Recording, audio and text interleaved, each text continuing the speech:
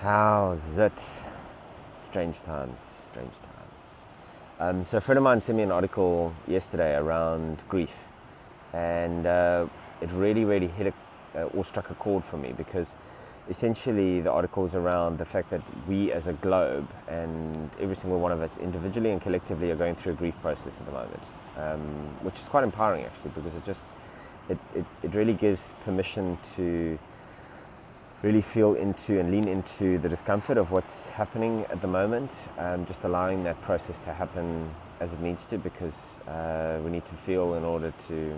process. At least that's the common wisdom around a lot of the experts that I follow and practices that I've started applying to my life.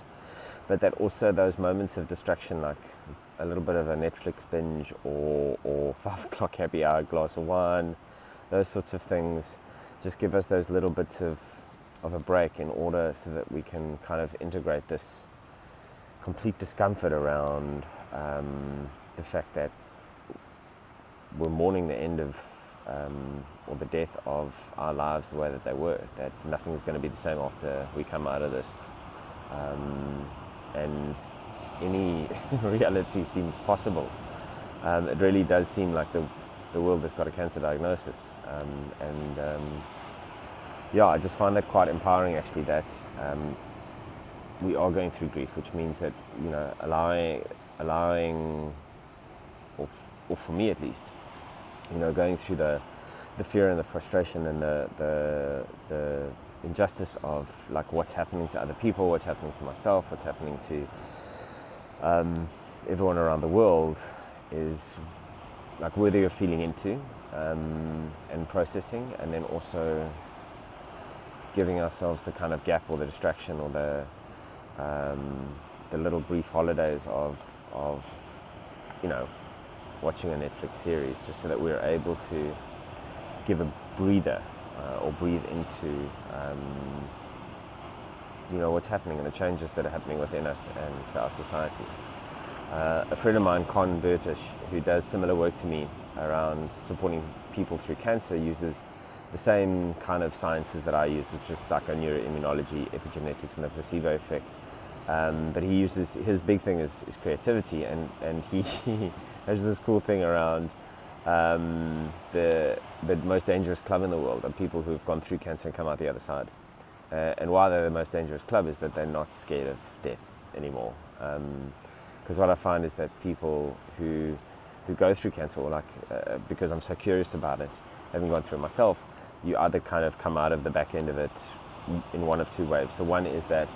life's an absolute miracle, we've got so much to be grateful for, you start looking at life completely differently, and it's quite phenomenal what's possible from that perspective. And there's the other spaces that I'm a victim to a cancer, I'm a victim to the bad things that happen in the world. And he uses the analogy of those people who have gone through it on the other side and come up with this amazing perspective of life are wizards, and people who haven't had the blessing of a dark night of the soul to shake them up to life and to face death. They're muggles, which is kind of the Harry Potter analogy, but I find it really powerful because it feels like the world is going through that space now where we're facing endings, we're facing the death of our life, as it were. We're facing a very uncomfortable feeling that the way that we are as a world in the separation of others and us being separate is slowly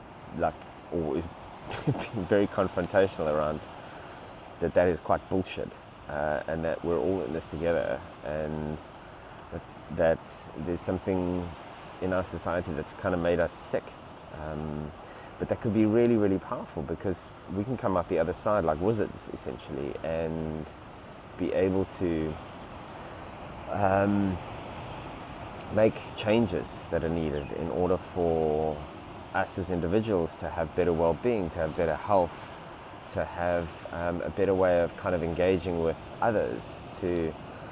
looking at people like in a South African context in the township and seeing them as part of our society, as part of us, as part of our communities, and acting in a different way and supporting other people. So I think this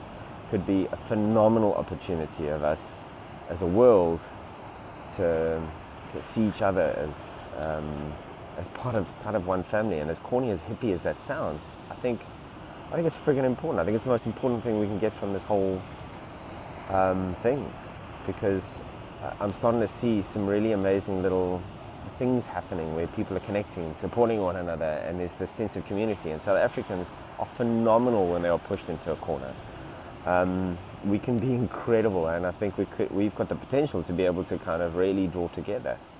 during the course of this. At least I hope so, because all possibilities I see are possible. All possibilities are possible. You know what I mean?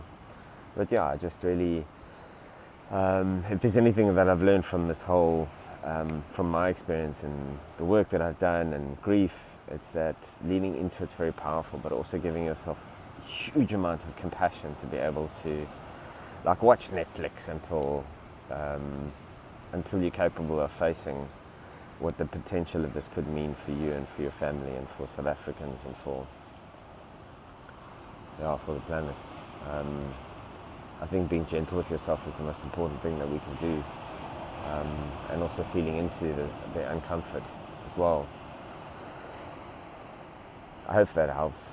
It might not. It's just a bit of a rambling of me on the rocks on the second last day, having a little bit of a wander and a think and a monologue on the rocks. Anyway, I hope you are very gentle with yourself, and above all, give yourself a little bit of self-compassion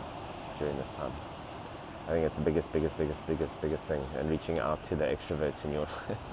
in your network, because they might be struggling at the moment. They certainly will in the next few days. Anyway, cheers.